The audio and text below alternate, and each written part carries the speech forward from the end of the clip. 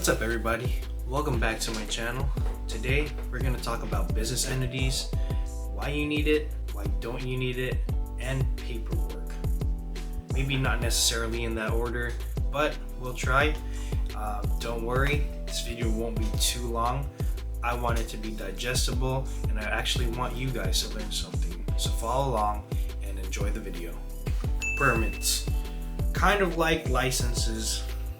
Well, the name entails what a permit is. It permits you to operate your business in the city or the state. A common permit that you can get is a seller's permit. For a small business such as Article 115, we sell clothing. That requires that I get a seller's permit.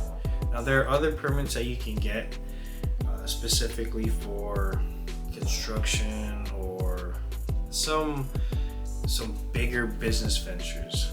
Make sure to research which permits you need to operate your business so that it doesn't bite you in the behind later on down your business line. LLC or sole proprietorship. What is the most important one for your business? Well, that is entirely up to you. I myself use a sole proprietorship. That's because I don't intend to hire any employees until later on in the business once I'm able to scale it up. That's important because it's going to affect your taxes. We'll talk about taxes in another video. But what is an LLC? An LLC is a limited liability company. That means if you were to ever get into legal trouble, you will be able to separate your personal finances from your business finances. Well, that's to include your assets as well. The sole proprietorship, that's pretty much just all your finances and assets tied together between your personal and your business. So there is a liability aspect that comes with it, but if you're not doing anything that's very risky, such as a business where somebody could get hurt, then there should be no problem using a sole proprietorship.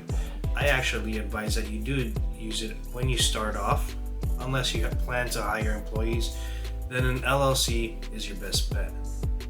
Now there are other business identities, but those are more corporate level, medium to large scale businesses. So you can research that yourself.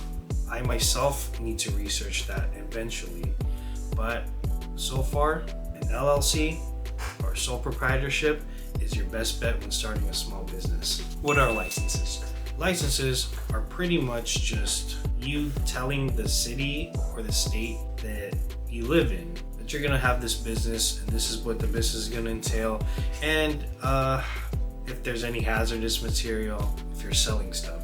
Selling stuff is probably gonna be the most common one that you get, but pretty much a business license is just telling the local government that you're operating a business within their city limits. So where do you get licenses? Licenses can be obtained at your city hall. Here in Oceanside, for veterans specifically, business licenses are free. Every time you register a business, it's free. That's important to know because sometimes there's a fee, or usually there's a fee, and that fee could probably be $30 to $100 depending on the city that you live in. So make sure that you research that information before you register a new business. FBN or DBA. What is it? The FBN stands for fictitious business name. The DBA stands for doing business as. There's no difference. They're both the same thing, they're just called different things. Do you need them? Well, that depends. If you intend to operate your business under your own name, then you don't require those things. But if you intend to operate your business, for example, as Article 115, then you will need to register the business name. Where to get it? That depends.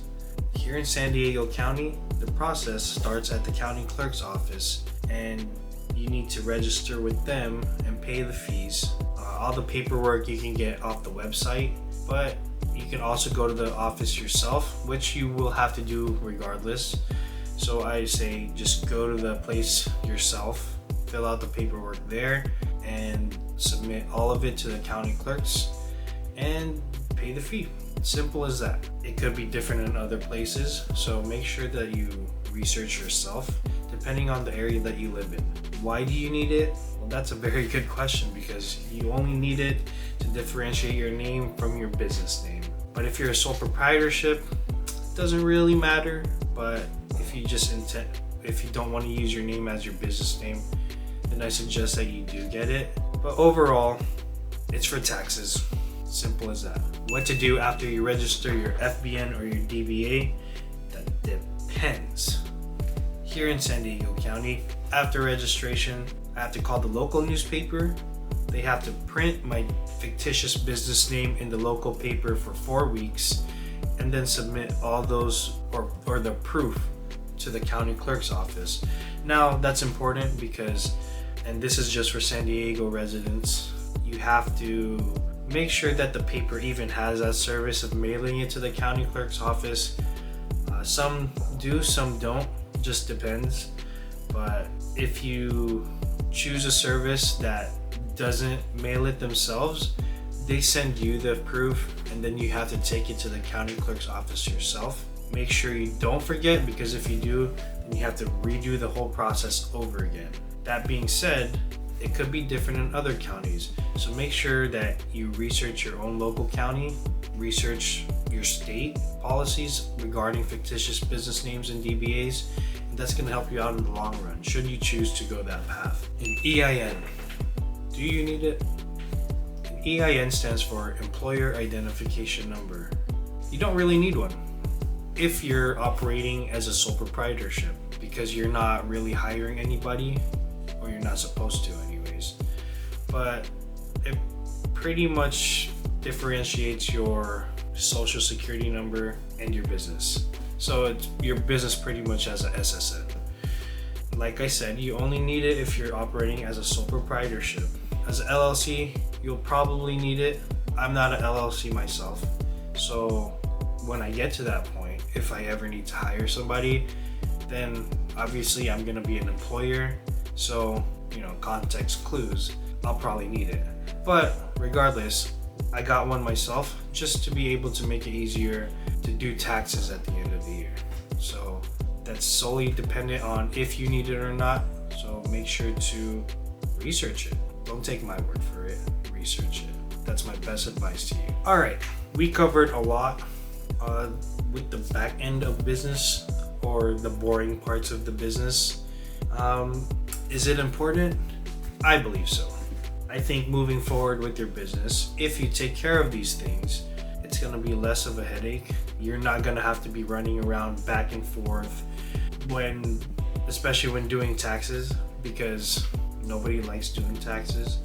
But if you do these things or cover these things before it gets out of hand, then it's a lot smoother and a lot less stressful when running your business. Should you do all these things, that's entirely up to you. Like I said, it's less of a headache. One of the perks is by doing all these things, you're able to sign up for accounts for wholesale, open accounts that is typically unavailable to the average consumer. So if you're trying to start a brand, for example, you want to use blanks from a company, well, they're gonna have the retail price most of the time. But if you open up an account with them, which usually requires a seller's permit, an EIN, or sometimes a business license number, you're gonna need that information regardless to open up a business account. And once you do, they'll show you the wholesale price, which ultimately saves you money and it's more beneficial to your business. So make sure to always research the information required for these things, and hopefully that helps. That's it for today's video. Let me know if you learned something. Let me know if you like this series. Remember to like and subscribe, and I'll see you in the next one.